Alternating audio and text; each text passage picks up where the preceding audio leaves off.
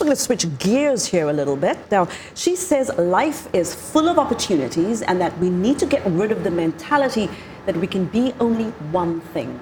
Words of wisdom from a young Zimbabwean author and entrepreneur. Her name is Chiedza Makwara. She's a Mandela Washington Fellow, among other things, and she's here with us in studio. Chiedza, welcome.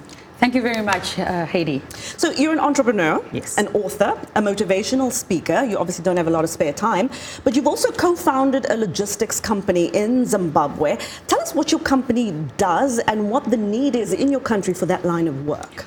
As you may know, Zimbabwe mainly relies on imports for basic commodities. We're looking at rice, cooking oil, and a lot of basic commodities, really. So our company is a logistics agent. So what we do is customs clearing, freight, shipping, and we've recently launched a courier service where it's overnight courier.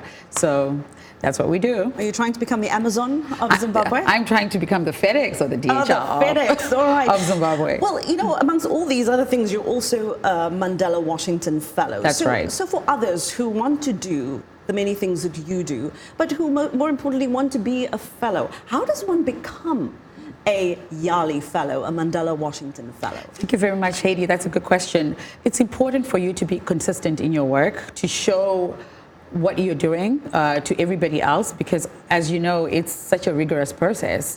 We hear that it's about 38 to 40,000 applicants. So stay consistent, obviously, in the work you do, but show it on social media, engage with previous fellows. I think it's more about the exposure. That's what they're looking at. They're looking at, is she or is he really doing the work? So show your best foot forward, yeah. You know, you've probably, obviously, in your line of work and all the things you do, you have probably experienced failure at some point in your life. What was a moment that was a real learning curve for you, where you've had to pick yourself up by the bootstraps and get back on the road? You know, I'm going to talk about starting up a business. It's not easy.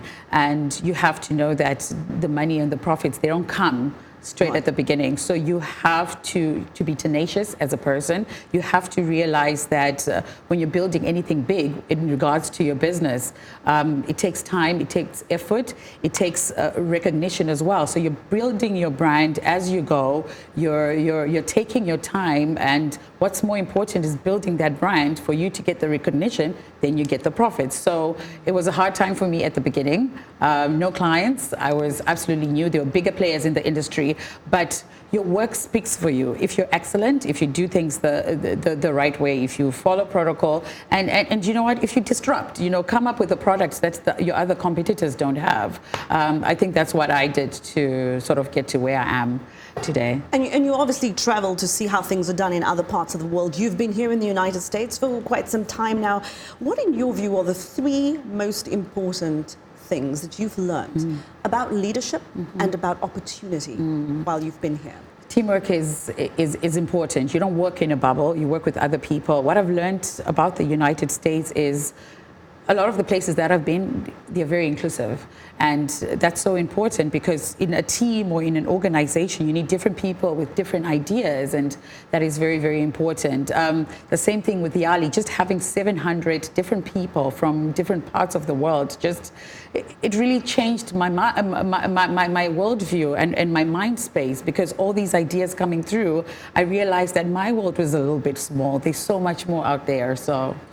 And I suppose it's really good to be part of rebuilding your country back home and all the efforts to get Zimbabwe back to the prosperous nation that it once was. Absolutely. One of the goals, or maybe the objective of the Yali program, is to learn best practices here in the United States and take them back home. So we're learning from the United States, they're learning from us. So obviously, I've learned so much, and I am absolutely grateful and absolutely happy, and it's been great. Well, we have felt really honored to have you here. Zimbabwe is very lucky to have you. Thank you so much. Thank you so much for your time. We wish you all the best with your future. Thank you so much, Hayde. That is Chiedza Makwara. She's an author, entrepreneur, and also the co-founder of a logistics company in Zimbabwe. Thank you so much for your time. She's a Washington Mandela Fellow. That is the Yali initiative. She was here for the summit in Washington.